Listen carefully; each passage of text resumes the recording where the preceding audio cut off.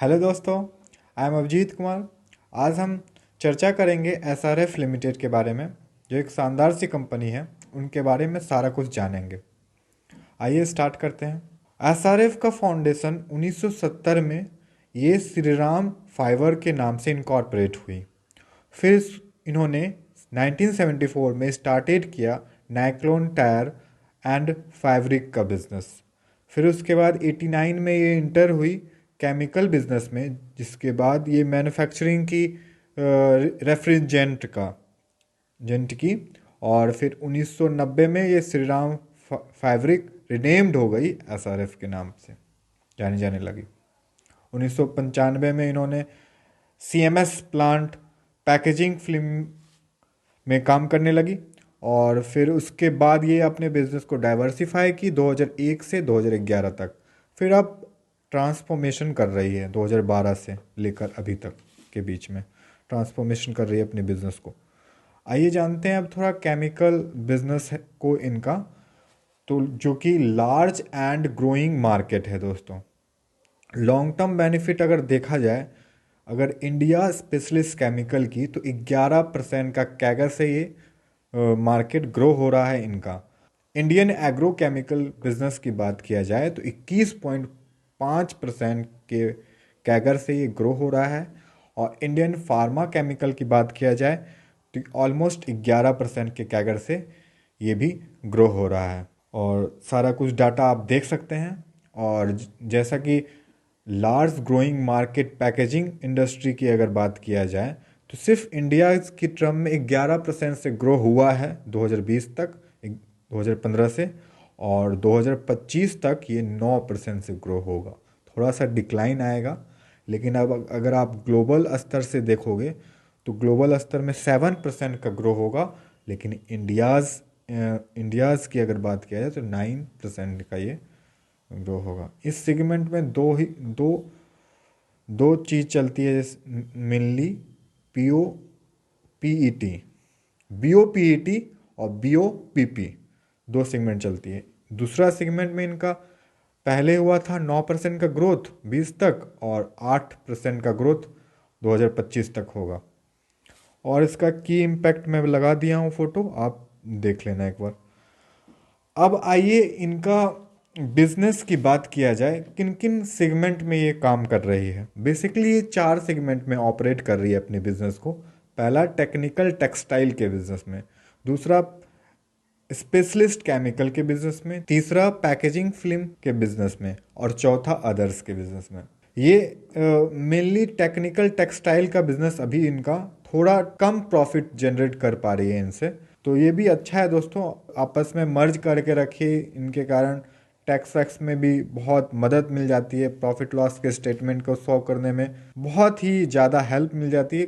Company की merger होती है, मतलब कंपनी आपस में मर्ज रहती है, तो डिमर्जर का अलग बेनिफिट है, अलग डिसएडवांटेज है। उनके बारे में अभी चर्चा मैं नहीं करूंगा। तो आगे चलते हैं। तो इनका एक टेक्सटाइल का जो बिजनेस है, मैं जो पहला बिजनेस में बताया था, उनमें ये 3 एप्लीकेशन में मेनली काम करती है। और उसके बाद ये मार्केट लीडर है इंडिया में, और लार्जेस्ट प्लेयर है ग्लोबली स्तर पर टायर्ड कोड फैब्रिक में, और सेकेंड लार्जेस्ट प्लेयर है, और बेल्टिंग फैब्रिक्स में सेकेंड लार्जेस्ट प्लेयर है। आगे चलते हैं।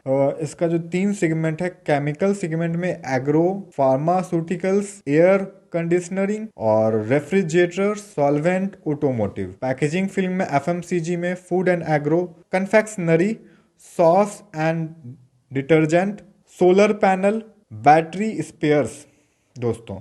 टेक्निकल टेक्सटाइल में truck, buses, mining, steel and cement. तो आगे चलते हैं। स्पेशलिस्ट केमिकल बिजनेस, जो इनका बिजनेस है दोस्तों, एग्रो केमिकल इंडस्ट्री और फार्मास्यूटिकल इंडस्ट्री, ये दोनों को मिलाकर ऑर्गेनिक इंटरमीडिएट बनती है, जिनके फोटोज आप स्क्रीन पे देख रहे होंगे। और दूसरी बात, केमिकल बिजनेस की एप्लीकेशन में एपीआई का सबसे बड़ा रोल होता है दोस्तों। अब एपीआई का रोल होता है, तो उसके कारण अगर आप फार्मास्यूटिकल और एपीआई को अच्छे से समझना चाहते हैं, तो हमारा 3 लेक्चर ऑलरेडी इस पे बना हुआ है, एपीआई पे, फार्मा इंडस्ट्री पे।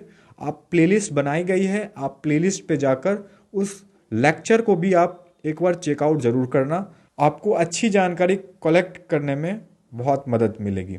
अब हम समझने की कोशिश करेंगे यहाँ से एक फ्लो डायग्राम को जो इंटीग्रेटेड बिजनेस ऑपरेशन का है।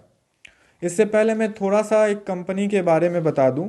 ये जो एसआरएफ है या इससे रिलेटेड जितनी भी कंपनीज होती है ये फुल्ली इंटीग्रेटेड कंपनी होती है। मतलब अपनी प्रोडक्ट रॉ मटेरियल से फिनिश्ड प्रोडक्ट तक ये स्वयं बनाती है दोस्तों। इसके कारण इनकी कॉस्टेज बहुत रिड्यूस हो जाती है। आइए देखते हैं इसके डायग्राम को, समझने की कोशिश करते हैं। इनके डायग्राम में मेनली मुझे दो प्रोडक्ट दिखाई दे रहा है, एक फ्लोरोस्पा और दूसरा क्लोरीन। ये दोनों जो प्रोडक्ट है ये डिफरेंट फ्लोरोस्पा जो है डिफरेंट कंट्रीज के अंदर से इसकी रॉ माइनिंग की जाती है, जैसे कि China, Mexico, south Africa, Brazil और अफ्रीकन कंट्रीज में इसकी माइनिंग होती है, और भी कहीं से होती होगी। टोटल 8 to 9 कंट्रीज से इसकी माइनिंग की जाती है।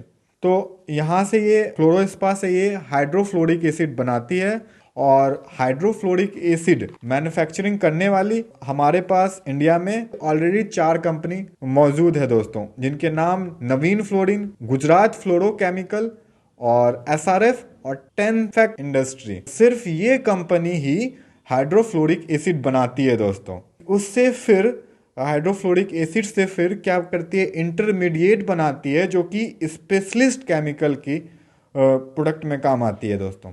दूसरा जो प्रोडक्ट था इनका क्लोरीन, क्लोरीन से ये क्या करती है, क्लोरोमीथेन बनाती है। क्लोरोमीथेन से ये 4 प्रोडक्ट बनाती है दोस्तों, जिनके नाम methyl chloride, carbon tetrachloride, chloroform, methyl dichloride बनाती है।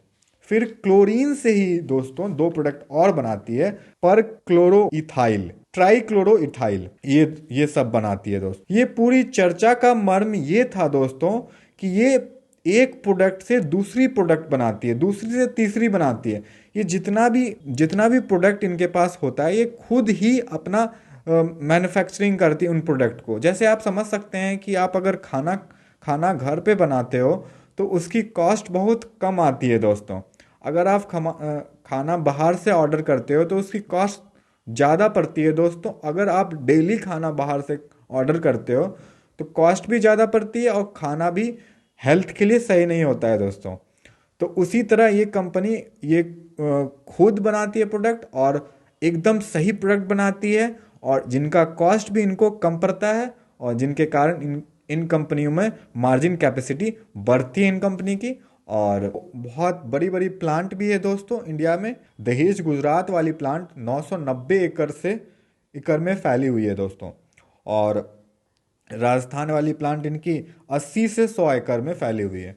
अब हम समझेंगे, अगर हम एसआरएफ की पूरी केमिकल डिवीजन की बात करें तो हम इससे रिलेटेड प्लांट पाते हैं कि रेफ्रिजरेटर गैसेज पहली, और दूसरी हो गई स्पेशलिस्ट केमिकल, जिसमें एग्रो फार्मा इंटरमीडिएट हो गई, जो कि लास्ट तक एंड प्रोडक्ट बनाती है, आपने पहले समझा था। और तीसरी चीज़ सॉल्वेंट हो गई, जो कि इंडस्ट्रियल केमिकल प्रोडक्ट होती है। और चौथी जो चीज़ है फ्लोरो पॉलीमर, जो कि रिसेंट में इन्होंने काम चालू किया था। मैंने बताया था कि ये दूसरी जो इनकी प्रोडक्ट है क्लोरीन से ये क्लोरोमीथेन बनाती है, और इससे ये क्लोरोफॉर्म बनाती है। और क्लोरोफॉर्म क्या होता है, ये डिफरेंट टाइप्स के रेफ्रिजरेटर गैसेस में काम आते हैं, जिनके बाद ये आगे जाकर फ्लोरो पॉलीमर बनाते हैं, जो इनका सेकेंड जनरेशन का बिजनेस है दोस्तों, मतलब न्यू एज का बिजनेस है। और इसमें रिसेंट ये काम कर रही है, और क्योंकि इनका मानना है कि फ्लोरो पॉलीमर का बिजनेस जो है आगे जाकर बहुत अच्छा हो सकता है दोस्तों, जो कि इनके बिजनेस साइकिल में एक अच्छा रोल अदा कर सकता है दोस्तों। अगर हम इवीटा की बात करें, रेवेन्यू एंड इवीटा की बात करें, तो ये काफ़ी अच्छा होते जा रहा है दोस्तों। जैसे कि आप केमिकल बिजनेस का देख लीजिए, तो केमिकल बिजनेस में रेवेन्यू देख लीजिए, इनका रेवेन्यू यहाँ बढ़ा है दोस्तों। और अगर आप पैकेजिंग फिल्म का रेवेन्यू देख लीजिए, पिछले साल के 2022 में 2023 के क्वार्टर में ये देखिए यहाँ बढ़ा है दोस्तों। मतलब 1071 से बढ़कर वो 1331 करोड़ हो गया है दोस्तों। तो ये सारा डाटा आप चेक कर लेना एक बार, इविट भी चेक कर लेना, रेवेन्यू भी चेक कर लेना, सारा कुछ बढ़ रहा है दोस्तों लंबे समय में। और प्रमोटर ग्रुप की अगर बात किया जाए तो प्रमोटर ग्रुप भी उसके लाजवाब हैं दोस्तों। अगर प्रमोटर डायरेक्टर में देख लीजिए, चेयरमैन इसके अरुण भगत राम जी हैं, और इसके एमडी हैं, मैनेजिंग डायरेक्टर आशीष भगत राम, और सारा कुछ बढ़िया है दोस्तों। मैं दो तीन का नाम बोल देता हूँ। डॉक्टर मीनाक्षी गोपीनाथ जी हैं इनके डायरेक्टर सीएसआर। और इसका लीडरशिप टीम की अगर बात किया जाए तो ये तीन नाम तो आया ही शुरू में। और इसके बाद आता है प्रशांत यादव, प्रेसिडेंट एंड सीईओ हैं फ्लोरोकेमिकल बिजनेस के, जिनके पास 26 साल का एक्सपीरियंस है। दूसरा आता है प्रशांत मेहरा जी, दूसरा नाम आता है प्रशांत मेहरा जी का, जो कि प्रेसिडेंट एंड सीईओ हैं पैकेजिंग एंड फिल्म बिजनेस के। इनके पास भी 24 साल का एक्सपीरियंस है एसआरएफ में। तीसरा नाम आता है राहुल जैन जी का, जो प्रेसिडेंट एंड सीएफओ हैं, 10 साल का एक्सपीरियंस रखते हैं एसआरएफ में। काफ़ी अच्छे अच्छे लीडर हैं दोस्तों, और काफ़ी कुछ अच्छा सेगमेंट है दोस्तों इनका। अब मैं प्राइस की बात करूं एसआरएफ की शेयर प्राइस की, तो 2021 के आसपास शेयर प्राइस इसकी 12,000 के आसपास चलती थी, और अभी आप देखते होंगे तो इनकी शेयर प्राइस 2500 के आसपास चलती है। तो आप सोच रहे होंगे तो इसमें क्या हुआ ऐसा, तो फेस वैल्यू तो स्प्लिट नहीं हुई। तो ये शेयर क्या हुआ एक्चुअली में, ये बोनस दी थी। जब आपके पास अगर एक शेयर होंगे एसआरएफ के, तो 4 ये बोनस शेयर आपको गिफ्ट की थी, जिसकी वजह से इनके शेयर प्राइस काफ़ी एडजस्ट हो गए, नीचे आ गए। मैं एक डिस्क्लेमर देना चाहता हूं दोस्तों, ये शेयर मेरे भी पोर्टफोलियो में है।